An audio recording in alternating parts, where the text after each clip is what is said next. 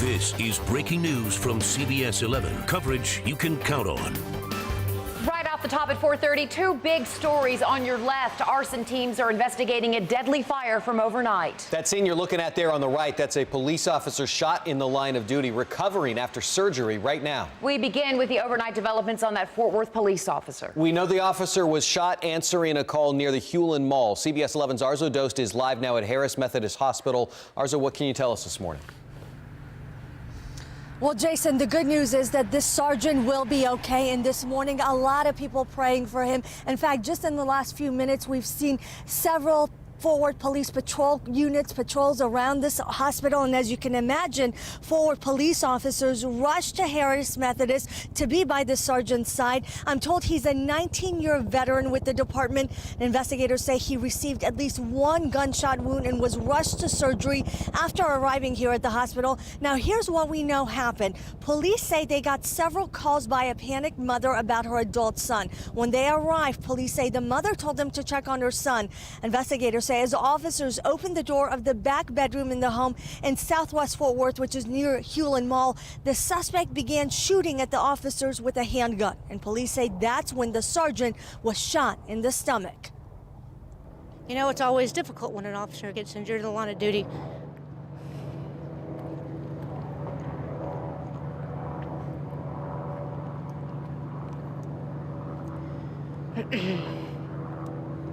We all do this job for the love of the job and for the love of the community, and we all know what can happen. But it is painful every time it happens across the country, and it's especially painful when it happens here at home. Very emotional officer there, Corporal Tracy Knighton. As you can imagine, other officers arriving here very emotional as well and really praying for the family. Now, the name of the sergeant has not officially been released. We can also tell you that the name of the suspect hasn't been released, but he's really well known in that neighborhood where the shooting occurred. And around that neighborhood, he's known as the lawn guy because he would often do people's lawns in that area. Live in Fort Worth, Arzo Dost, CBS 11 News. We also had some breaking news right now. This is out of Forest Hill. Police are asking all the officers there to be on alert for a man driving a dark-colored sedan and wearing a blue bandana.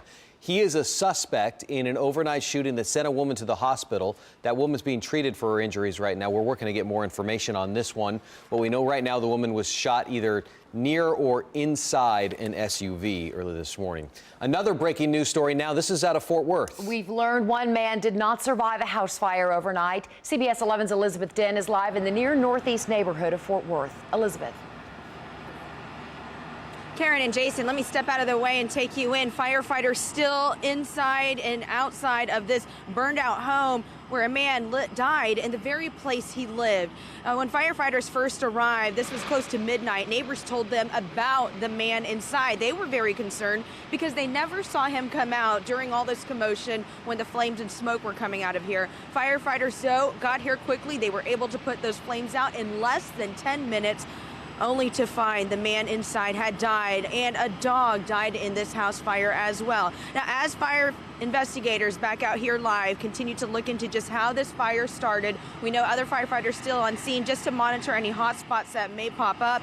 Police are also conducting a crime scene investigation, as is normally what they would do, and a deadly fire. And coming up at 5 o'clock, something startling that firefighters encountered when they first got to the scene here, and also explain why an arson team is investigating this blaze as well. Again, that's ahead at 5. For now, live in Fort Worth, Elizabeth Den, CBS 11 News.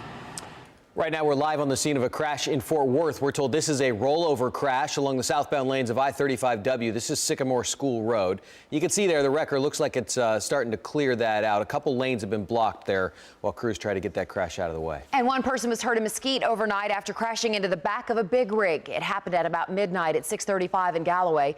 The victim is being treated in the hospital. Part of the roadway was shut down for a time as officers investigated.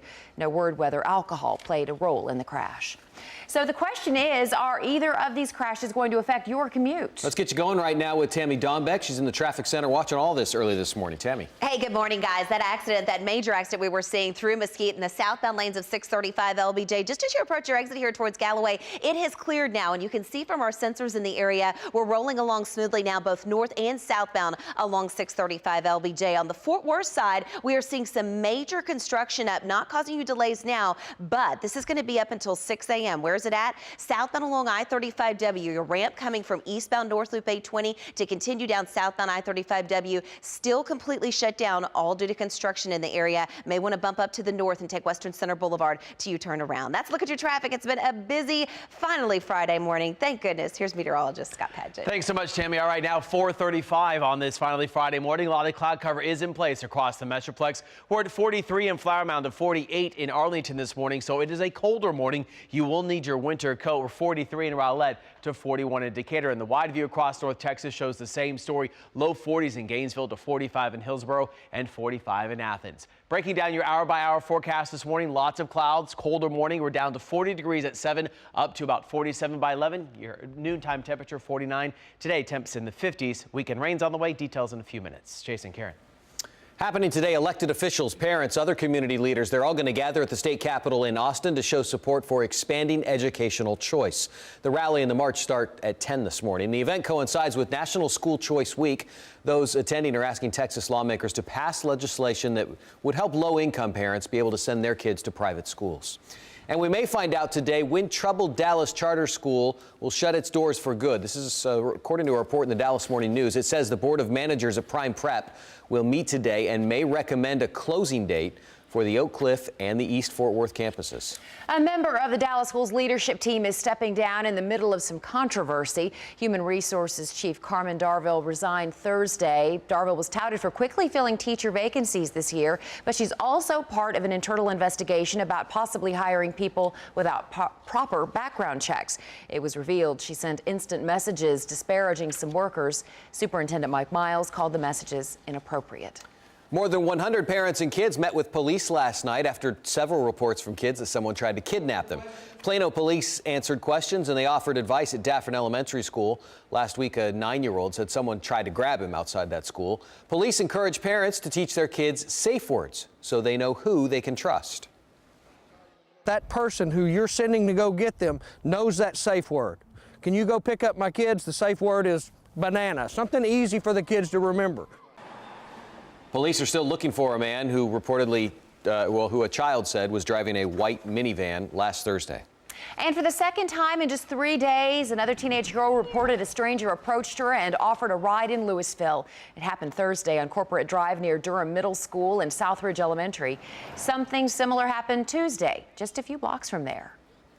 The head of the University of Texas is speaking out about the prospect of guns being allowed on college campuses. Chancellor William McRaven believes legislation being considered in Austin right now would actually make things less safe for students. So he wrote to Governor Greg Abbott about this and some other top Republicans.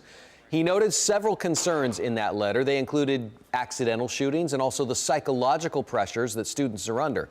The campus carry bill already has enough support to pass the Senate. The Senate has passed a bipartisan bill supporting the controversial Keystone XL pipeline. 9 Democrats voted with Republican senators in Washington Thursday to approve it. That pipeline would carry crude oil from Canada down to the Texas Gulf Coast. Environmentalists argue it could hurt one of the world's largest aquifers. The president has promised to veto that bill if it makes it to his desk. Today marks 5 months since the disappearance of Christina Morris. The Fort Worth woman vanished August 30th after a night out with friends in Plano. The man last seen with her, Enrique Arochi, has been arrested on charges of aggravated kidnapping. A candlelight vigil for Morris will be held tonight in Collin County at the Collin County Jail at 7:30. The latest victim of exploding car airbags made by Japanese company Takata may be a Houston area man. The 35-year-old died in a low-speed crash. This was just about a week and a half ago. It happened when an airbag in his 2002 Honda Accord inflated, and as we've heard the warnings, it sent shrapnel flying into his neck. The Accord was part of a 2011 national recall to fix the driver's side airbag, but records show that the repairs had not been made to his car. A big problem right now with this, and this is across the country, is that a lot of dealerships just don't have the parts that are needed to make the repairs. NTTA promised to get tough on toll violators, and this week it did. The toll agency, for the first time, impounded a car over unpaid tolls. The driver, Rochelle Sanders, had racked up a bill worth more than $2,700. She's one of more than 21,000 drivers the agency has barred from the tollways since last year. And these are egregious offenders. These are people who have racked up at least 100 and in really many cases more than 1,000 tolls. DPS troopers caught Sanders driving on the tollways 3 times before finally seizing her car Tuesday.